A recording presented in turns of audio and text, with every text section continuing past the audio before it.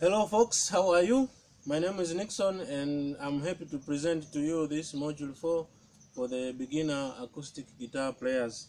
And in this module, basically I'm going to talk about alternative finger placements for the chords that we have learned. The first position chords, the open chords, all of them we are going to give an overview that you have to change placement of your fingers in the fingerboard according to what the song is dictating you.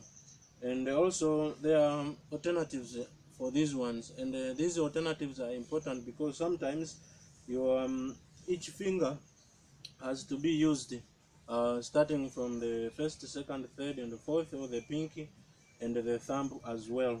But also we need to strengthen our pinky but also the thumb, because we have been using mostly these three fingers, so we need to introduce the thumb, the pinky, but also the thumb. But also, as I said, there are some chords or chord voicings that when you play you have to interchange fingers so that you can play it smoothly compared to when you are just playing, as I told you before. So I hope this one will be very useful, but also it will minimize the hassle of changing chords, having to move your fingers so frequently, but also to cope with voicings of the song that you will be playing to. So I hope this module will be nice to all of us.